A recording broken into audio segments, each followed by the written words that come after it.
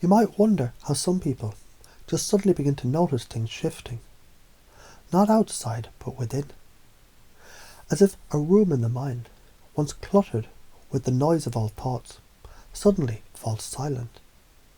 And in that silence you discover a drawer within a drawer, within a cabinet, within a cathedral made of memory. And in that drawer are files, some labelled in old handwriting, some scribbled with stories someone else told, some written in ink you now realise were never yours. And what if you could reach in, and not just reach, but refile what was filed without your consent? Not to destroy, no. Reframe, recode, reassign. Because that was then, and this is now. And now you begin to feel it, that curious click, as a belief unlatches and falls open, as a memory once heavy becomes light, as a paper floating to a new folder.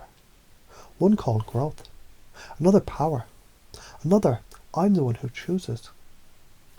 And maybe you haven't realised, until just this moment, that your brain is not a cage. It's a filing system, adaptive, expansive, electric. And you're the librarian, the coder, the architect of association. And the key is this. Each trigger is a teacher. Every emotion a messenger. Every reaction just a suggestion, not a command. Let me show you how this works. Have you ever seen someone flinch at a sound, a voice, a glance, and they think they're reliving something real? What they're reliving is not an event, but the file they once linked it to. You see, it's not the event, it's the meaning the file contains, and meaning can be rewritten like this. You feel tension, your jaw tightens, your breath shortens. That was the body remembering. But you say, that was then. This is now. I choose to refile that. Say it again. I refile that. I realign this. I rewrite myself. Because your identity is not fixed. You're the rewriter of reality, the alchemist of meaning. And in this moment, your nervous system begins to realise resilience is not something you earn. It's something you remember. It's who you already are. And you may begin to notice that the more you play with perception, the more playful reality becomes. You laugh because you used to call it failure. Now you just call it feedback. Isn't that a funny trick, to turn pain into polish, to see a past pattern and smile as you set it gently into a drawer labelled "Thank you. You thought me well." And from here something new grows, like a belief. I'm always growing. Even when I stumble, I rise stronger. Even when I fall, I land on wisdom. Because what I focus on expands. And I choose to focus on freedom, clarity, joy, momentum. You've felt that, haven't you?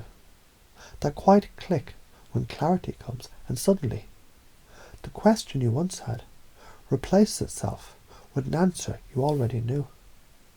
Because curiosity is the compass. When you become curious instead of critical, everything changes. You ask, what else is possible now? Because you know, problems, they're just puzzles.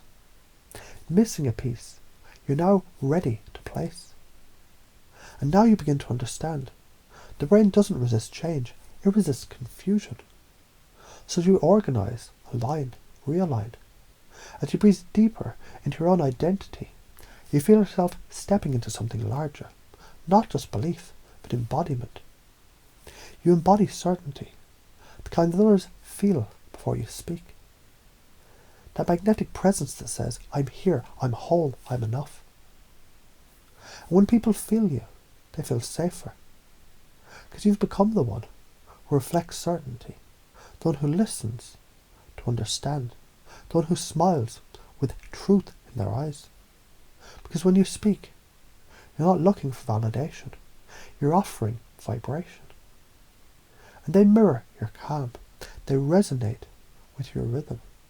Because you've become the new frame, the new belief, the new command center for how reality responds to you.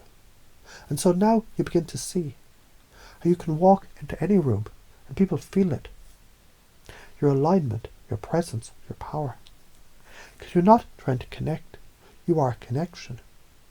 You're the frame that others step into and feel better just being near it. Because you've rewired your brain to organize emotions like information.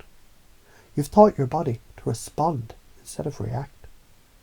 You've installed the truth that I'm the empowered organizer of thought, the resilient rewriter of past perception, the master of my emotional landscape, the one who chooses again. And all of this is just the beginning.